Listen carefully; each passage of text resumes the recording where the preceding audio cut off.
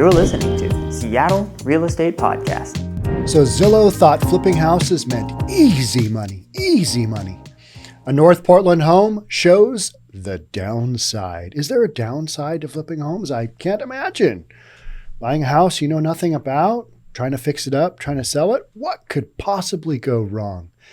So we've got that. This is from the Willamette Week down in Willamette Valley in Oregon. They wrote an article, talked about this house and neighborhoods where Zillow went in and bought homes. And then this is a twofer because the second article I'm going to read, it's readers kind of describing their reaction to this article. Some really interesting perspectives that we're going to go through. All right, before we jump on in, if you're new here, welcome. My name is Sean Reynolds. I own a couple of real estate companies and I read from that perspective, whether it's good or bad. And I'm from Seattle, so you're going to assume that's bad, but I think I'm going to surprise you. I think you'll be surprised. All right, here's a quote. It's like Amazon moving in across the street, says Andrew Harrison, 43. I don't really care for that idea. It's all about me. It's about what I want. I don't want Amazon over there. I don't want Zillow over there. I don't want lots of things around me. It's all about me. That's not how this works, unfortunately. Kind of is what it is, and houses get bought, houses get sold. You don't have any control over that whatsoever. A house on North Russet Street in the Piedmont neighborhood sold in late July for top dollar. The 3-bedroom, 2,652 square foot single-family home with a brick fireplace and a detached garage sold for $661,600. It's a lot of sixes, right? 3 sixes. Uh-oh. $661,600. 2 months later, the owner put it back on the market. So let's analyze what we've got going on there right away. 2 months later, that's not really enough time to do a remodel, to do a major update, right? You're not changing out much. You may be doing a little bit of painting, doing some cosmetics, realistically, right? It's also falls under short-term capital gains if you do make any money, which is much higher tax bracket than if you keep it, say, a year and becomes longer-term capital gains. Check with your CPA on those numbers, but bottom line is you got to hold things for longer in order to avoid short-term capital gains, which are higher. But it hasn't sold. The house hasn't sold, and the house is still empty. Uh-oh. Now neighbors say it's attracting squatters. Could that be in Portland? Could that be? Yes, that could be. Remember that comment. Now neighbors say it's attracting squatters. Remember that comment. It was Zillow, a publicly traded online realty company, not a conventional home buyer. Now, Zillow would say they're not a realty company, they're a tech company. They sell advertising. They don't sell real estate. That's not their gig. But we're just going to go with this anyway, because what would I know? They're not a conventional home buyer who purchased the Russet house on June 29th, along with 150 other homes in the Portland area it bought over 8 months. Zillow, who bought more than 15,000 homes across the country in 2021, hoping to capitalize on the hot real estate market, announced earlier in November that it was no longer buying houses and would be selling many of them. Now, this is probably my 4th podcast on this topic because it's a very interesting one. It's a company with a lot of financial backing that stepped into a market that not even arguably they flat didn't belong in, and they learned the hard way. But what I do admire about Zillow is they're like, yep, that was a huge mistake. Oh, we need to get out of this bad boy ASAP. We're bailing on all of our properties. And so far, I believe they've got about half of them under contract. So they are working willy-nilly towards getting these homes on the market, getting them sold, probably bulk purchases. That's how you do, when you buy 15,000 homes, that's how you do it if you're going to bail on the other end. So here's the bottom line for why they're bailing out.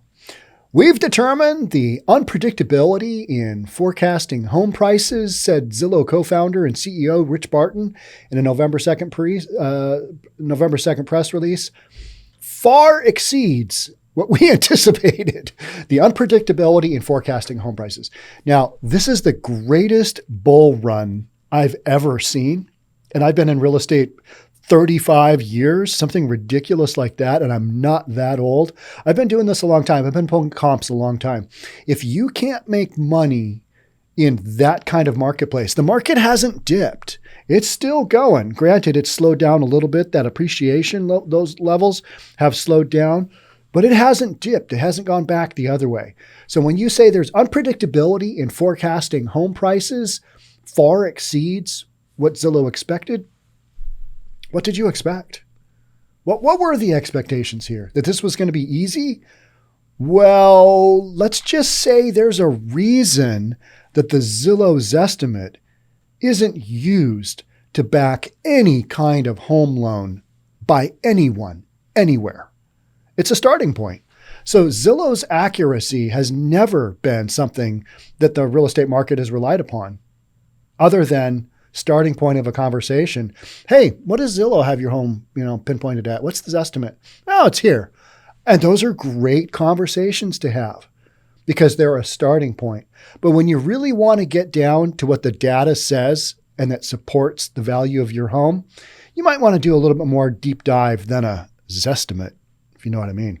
So Zillow tried to apply artificial intelligence to an entrepreneurial pursuit that has long been the province of mom and pop operations, buying, fixing up, and flipping single-family homes. There is a reason it is the lair of the mom and pop. There's a reason that big chains haven't come in and done it. It's the mechanics of it are damn near impossible on a big scale level to do that. You've got to have relationships. You've got to know the market. You've got to know the street. You've got to know so many different factors and have this all dialed in. And a lot of that is based on experience over years. All right, I can expect this with this home in this neighborhood. I can expect this with this home in this neighborhood. I've sold that home, that home, that home. We listed that home, that home, that home. You have those experiences over years that creates the backdrop for why you're able to make money in a really wonky market, which is flipping homes. Because one bad project on the home, all right, you got a beam running down the center that's completely rotted out. What are you going to do? All right, well, I need to rip that out. There goes your profit, right? And then you got to disclose, if you did a whole bunch of structural work, you're going to have to get permits. You're going to have to there's all kinds of just little running things on a home and a remodel or a fix and flip that can go sideways on you. And unless you have the experience, which a big company like Zillow jumping into the marketplace doesn't have and doesn't have control over. So with its access to capital, a nationwide database of home values, and a brokerage license, the company hoped to consolidate and streamline a highly fractured business. Well, there's a reason it's highly fractured. And, unless you have a crazy encompassing business plan, you're not going to get there. You can't do it stripped out, which is the way that Zillow approaches most of their stuff, right? But to the relief of flippers and brokers across the U.S., Zillow now admits it got schooled. The house on Russet Street shows what can happen when a high-tech firm gets its hands dirty in a business that is local and specific to each market. Zillow never got its hands dirty. It dealt with independent contractors in every market. Period. So there's that. There's a sense of relief and satisfaction understanding that this business is not something that can be done digitally, says Hector L. Garcia, a principal broker at John L. Scott Real Estate. There is a lot to be said for that. A lot of people want to say real estate is going to go the way of the dinosaur because everything can be done online now. But purchasing a home, a lot of those aspects require, people don't want to have their biggest investment of their lives handled by a machine. They want to have somebody they can talk to and bounce off ideas, put that deal together for them. And whether they trust them or not, that's how they pick out a real estate agent. So there's that aspect to real estate that a lot of folks don't understand. If you don't deal in the buying and selling of real estate every single day, like my brokers at Summit do, like I do on the back end as far as being the managing broker and owner, if you don't do that every single day, there's a lot of nuances that you're not going to pick up on, that you're not going to figure out. And so if you want to, go buy a house representing yourself, go for it. It's just on the buy end, you're not paying a dime. The buyer doesn't pay any real estate commissions. The seller always does. That's how it works in North America. So it's a face-to-face seeing that people are making the biggest financial decisions of their lives, and that should be done with trusted servants. Yeah, servants, that's kind of a rough word. How about trusted professionals? That's what I would have said. Neighbors of the Russet house agree. It's like Amazon moving across the street. I don't really care for that idea. It's odd for a house to sit vacant in Portland's red-hot real estate market. Between September of 2020 and September of 2021, the average price of a residence in Portland increased by 17.5%, from $485,200 to $570,200. All right, but then you got to hold it that whole year, right? In fix and flip land, you got to churn and burn because time is money, right? Housing supply is low with only 3,344 active residential listings in September. That's about half the number of homes that were on the market in September 2019. So our active listings have just steadily gone down. And now we're basically sold out all the time. Portland is no different. But Zillow has still a lot of inventory to offload because they bought a lot at high premium prices and they don't have the mechanics to sell them at a profit. Therefore, they are dumping and getting out of the business. Zillow bought 151 homes in Multnomah County between March 5th and October 5th, according to the county assessor's office. The company, Zillow, has sold only 22 of those homes. Ouch.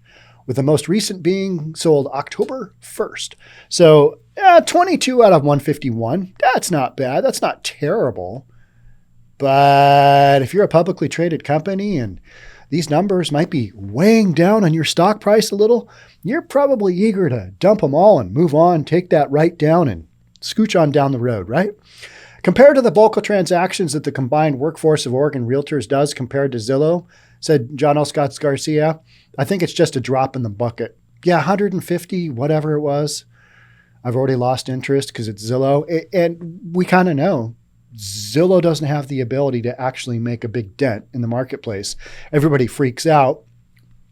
Okay, all right. So people freak out. Yep, that happens. Look at the actual numbers.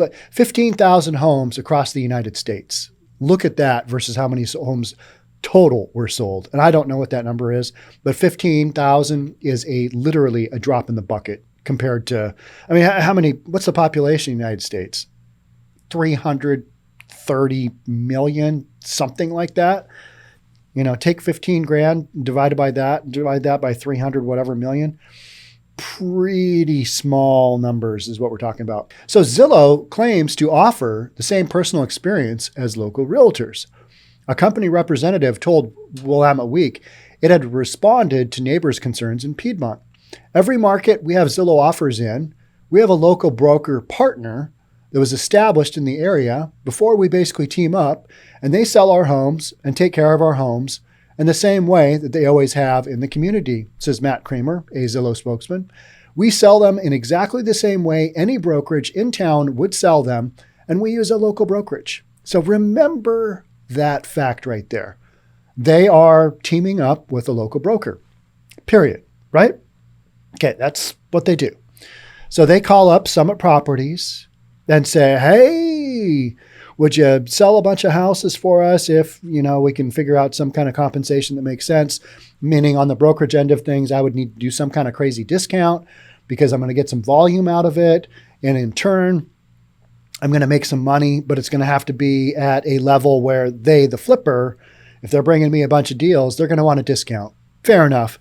That's never been something I've been interested in doing. I don't deal with volume like that. Nor would I deal with this business model just because you put so much of your resources into something like that. And if it goes sideways on you, too big to fail kind of ish. See where I'm going there? Yeah. And so the brokerages that were counting on income from Zillow selling a lot of homes, that's not working out now. It's not a thing. But exiting the home sales business could be painful. The house in Piedmont exemplifies Zillow's exuberance. They were excited. They were going to make some money. Zillow bought the property in July for $661,600, put it back on the market for $681,900. After 2 months, Zillow lowered the price to $609,900. Ooh, 8 weeks and you drop it by Good heavens. 70 grand. 51,700 less than what the company had paid for it. That's not good. I am no expert mathematician, but I'm going to say that they're not going to make any money on that house, right? They're actually going to lose money. So, and in fact, that's what they've done. And they're having some pretty good sized write-downs. The house is now off the market while Zillow fixes damage caused by a break-in. A break-in in Portland? No way. Again, the house looks wonderful on the outside, but it doesn't look as wonderful as the asking price, says 𝑑𝒐𝒅𝒄𝒂𝒔𝒕, 62, a neighbor. I think people drive by and they sort of laugh. The assessed value of the home for tax purposes is $180,390, and the assessor pegs the market value at $490. Call it $497. Both values lag behind what buyers are willing to pay. Yep, okay. Conventional real estate brokers kept close watch on the homes they have for sale, walking through them with prospective buyers and genuinely keeping an eye on them. One of the ways Zillow sought to save money was by reducing labor costs. Uh-oh. Are we cutting corners here? I think we are. Prospective buyers could access homes on their own using a Zillow app to visit without a broker. Okay. All right. Yeah. Okay. So here's what happened there. Zillow calls the broker and said, hey, you don't even really have to do anything because we're going to put a key box on, and with our app, people can just walk into these homes and, they'll be able to take a look, and you're not even going to have to show them. You're not going to have to show them. Therefore, you should discount your fees to us. That'd be a good idea, right? In practice, neighbors of the house in Piedmont says that meant low security and easy access for squatters. Uh-oh. We hear the unhoused again. That's not good. People can get right back in, notes 𝒄𝒕𝒍𝒆. Harrison agrees with her safety concerns. I know there were needles in the garage. Not knitting needles, the other kind. There's been food and people showering in the house and camping in the back. Well, it's Portland. That's kind of just how it goes, right? Now, we make fun of Portland because Portland has its issues, and I believe Portland will make a comeback, but in the meantime, they've got a lot of issues to deal with. And one of my thoughts when I did read kind of the modeling that Zillow was doing, letting people in with an app, was when you list a home, you're responsible to that seller for keeping that home secure. And when you've got an app that people can just kind of go in willy-nilly, that reduces the security. You don't have a broker there letting them in, closing up, making sure all the lights are turned on, off. There's no accountability. It's just kind of anything goes. And so the fact that this house, people were showering in and camping in the back, and it got broken into, doesn't really surprise me. They know it's owned by corporate. There's not going to be any real accountability, and there wasn't. So it's fair game, right? Harrison is fed up with having Zillow as a neighbor. I have 2 kids, he says. I'd like there to be actual neighbors across the street as opposed to transients. Okay, but that's a whole nother story, isn't it? Yes, that is. All right, so that's the main guts of the article. Now we're going to go to readers respond to Zillow's failed effort to flip Portland houses. We're going to get into it here. This is actually kind of how I started off on this rabbit hole. Last week, Willamette Week reported on the effects of Zillow, a publicly traded online realty company, attempting to flip Portland houses using an algorithm in the article Zombielandia, just like Portlandia with zombie in front. Zombieland, that was a good movie. Woody Harrelson, oh, that guy was good. The main character, I can't remember who he was, but he was in one of those nerd movies, super whatever that was. I forget. Can't remember. I should know the name of that movie, but I can't. But in the beginning, the guy from super whatever it is doing cardio, and he's like giving, tips on how to avoid being eaten by a zombie. If that doesn't tell you kind of, all you need to know about the zombie apocalypse, that's all you need to know. Do your cardio so you can outrun the zombies. That's the bottom line. Is there not coffee? That's somebody That's their nickname on Reddit. So with a good swing, I could hit a baseball. These are reactions from the readers. These are readers. And these remind me a lot of the comments I see on my YouTube videos. Some of them are funny. Some of them are like, did you listen to the podcast or you just read the title and you made an assumption? Because a lot of that happens. And that's okay too. You don't have to watch every one of my podcasts. I got enough people that do. If you just want to make negative comments about it without reading it, it's kind of like, doing a book report without reading the book. And if that's what you're up to, more power to you, but I'm not going to give you any credibility whatsoever. So with a good swing, I could hit a baseball to this house from my porch. There's no effing way anyone's going to fork over $600,000 for a place around here. Huh. But Zillow did, and they were looking to get more, and you're saying they can't? Interesting. Unless they're laundering money or there's a full-time growing operation in the basement that I'm unaware of. Does it come with the home? Because if there's one, does that get transferred with title? Grow operation, personal property, right? Unless by method of attachment, you have got what's called trade fixtures. I'm going down a whole nother avenue there that you don't want to hear about. But that's the reality. 𝒕𝒍𝒆 via willamette.week.com. Zillow chose the wrong angle. Taking possession of physical real estate and trying to manage the showings and negotiations electronically online is ridiculous. Agreed so far. Zillow should have provided a sales, advertising, contract writing, and closing service to the sellers. Well, they did. They hire a real estate broker, all right? Thus eliminating the obnoxious, overpaid real estate agents and their ridiculous fees. That's where money can be made. So you're saying owning a real estate brokerage, that's where the money is. It's not in fixing and flipping homes. But you want them to provide a sales, advertising, contract writing, and closing service to the sellers? That's what a real estate agent does. So I'm confused. So you want somebody that does sales, advertising, contract writing, and closing services. You want them to provide really good services, but not be obnoxious and overpaid, or a real estate agent, or have ridiculous fees. Okay. All right. I'm pretty clear on where you're coming from now, but it does make a lot of sense because what you're describing is what's going on in the real estate market. Maybe you just don't like real estate agents. I get that. I understand that. You have your right to your opinion. That's okay. So 𝒕𝒂𝒕𝒍 via Reddit, their algorithm may work in a neighborhood full of cookie cutter houses, but here the variation in value between two houses with identical stats can be tens of thousands of dollars. I feel like they could have asked anyone who's ever bought a house here and learned their system was desperately flawed. But also, fuck them. Okay, so the first few sentences, so the guy says, F them. Hope they lose their shirts. He doesn't like Zillow. Understood. Let's go back to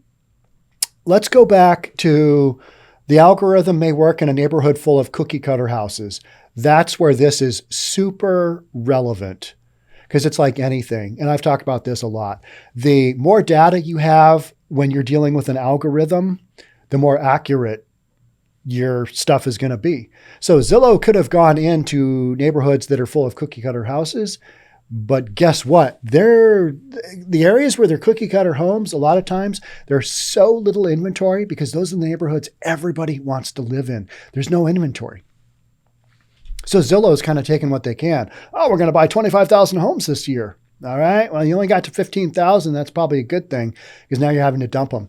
So this comment was very accurate up until the FM part, but that's why I thought it was kind of funny because it's like, okay, accurate. All right. You don't like Zillow and you just kind of drop the F-bomb. Hope they lose their shirts. All right. That's fair enough. All right. Kate Bowden via Facebook. Nobody has brought up the point that I thought looking at these homes, you could see the price they paid, and it's also pretty clear they didn't actually do any flipping work. What? No way. Why would anyone want to pay more than what Zillow paid to get the house a few weeks earlier? Good point. I don't know. I'll have to get back to you on that one. Also, They didn't think about the skepticism people would have with a Zillow bought home. Who are you buying your home from? Zillow. Oh yeah? What'd they pay? Oh, they paid this. You're buying from Zillow and you're paying more? What's wrong with you? Skepticism. Well, Zillow did a remodel. Think about what you're saying. Zillow did a remodel. Is that who you want having do your remodels? I mean, maybe you do. Maybe you think that a publicly traded company is going to have your best interest at heart. All right. I mean, you just go with that and get back to me. They were not offering market value to the sellers. Okay. And the market recognized it. Did it not? The market said, no. And you had to reduce the price. That's basic real estate, isn't it? It is. Graham Hackett via WillametteWeek.com. Kudos to the previous owner for taking advantage. I agree. If you can sell to an iBuyer and get your price that you want, super easy process. And that's part of the equation here that we haven't talked about a lot, is that Zillow does provide a service. They come in and just, we'll take your home. How much do you want for it? Is that 50 cents or 52 cents? All right. How do you spell your first name? Literally write you a check. It's not quite that simple, but it's along those lines. And that's why you would buy with an iBuyer. And as an iBuyer, because they're able to come in with cash and do a quick closing, they're gambling on the fact, and their data indicates they should be getting a good deal. That provides them the margin between what they bought it for, whatever their fix-up they're going to do, putting it back on the market. But to all of these homeowners who got out, maybe they're the smart ones in this equation, right? Depending on whatever price Zillow paid for them. Brick Mojo via Twitter. When a whole bunch of us move next year, this is a big part of why. All right, well, a whole bunch of you probably aren't going to move. And this probably really isn't the reason why. It's a very tiny part of it. But probably the reason any of you move from Portland is because of the political misdirection that you've had over the last however many different years. And now you're living in you may be living in an area of Portland that's difficult to live in. That's why you're going to move. So Eva via WillametteWeek.com. Speculative buyers will not be living in a property. Speculative buyers who will not be living in a property should be charged steep anti-speculation taxes to discourage turning housing, a basic need, into the stock market. It's unethical. Eva, did you realize that the majority of new construction, with the exception of specifically dedicated affordable housing, the majority of housing, new construction, starts off as speculation? That's why we call it spec housing. You want to tax that too? Because then when you buy it later down the road, you'll already have all those costs built into it. So you got to be careful there, because flipping, so are you going to tax all flippers or just the big ones, or what direction are you going here? So housing is a basic need. It's also a commodity, just like food. It's a basic need. You need it, but food is literally a commodity, right? You can trade that. You can make money off that. So where are you going to draw the line there? I get what you're saying, that because people are flipping homes and speculating on homes, it's taking away from housing that people should have the right to live in. But not everything is fair in life. It just doesn't work that way. So plant_warlock via Twitter. It's fun to see Zillow lose money, but this article, number one, glorifies real estate agents and flippers. Does it glorify real estate agents and flippers? I didn't feel like it did. Maybe let's just say it does. I'm reasonable. Okay, it does. It notes the low supply and high prices of houses in Portland with no examination of the causes. Okay, correct. Yep, it does that. But it's kind of like, that's because it's a material fact, and we're kind of moving forward from there. If you have known anything about what's going on, the low supply and high prices of houses in Portland is a national phenomenon. And we've had low levels of housing since the Great Recession, haven't had enough homes built. it's an ongoing issue is low supply and high prices. You got more people that want to buy them than are willing to sell them, period. And you've also got some really low interest rates in there. So there you go. You examined it. It's stuff everybody kind of knows. That's why it wasn't brought up. This article also has anti-homeless rhetoric. Did it? It just said that squatters were taking advantage of the home. So that's the material fact of the story. What are we missing here? The fourth issue is it doesn't connect the dots between the above two issues. No, it doesn't, because this isn't an article on houselessness. Period. So the issues of the unhoused, and there's a lot of different directions you can take there, and I'm not going to get into those. But yeah, there are some causation in between those. But for the majority of West Coast cities, you've just got way more demand than you've got supply, bottom line. And folks who can't afford it, unfortunately, going by the wayside, and housing is super expensive. It's like the East Coast. It's like areas of California. It's super expensive. Not everybody can afford housing in these markets. So that has a lot to do with it. And it doesn't mean that it's trying to physically exclude folks. It's a matter of economics. And you might say, well, those economics are wrong. They're not moral. All right. That's a whole nother story. On this one, we're focusing on why Zillow failed. We kind of determined that. Big line to me, the big deal to me on the whole Zillow thing is that Zillow should have never been in this game in the first place. When I saw that their business model was heading this direction, I'm like, that's an interesting one. There's so many bits and pieces to flipping homes. There's so many different ways that you can lose your ass. Why would a big publicly owned corporation want to get into that? I'm not sure. But what we do know is that their ability to analyze values in this real estate market, it's not working out. They're selling everything. So, you'll see a couple more news stories about Zillow sold all their inventory and taking a big charge, and, they're moving on and they're going to go do something else. And that'll be it.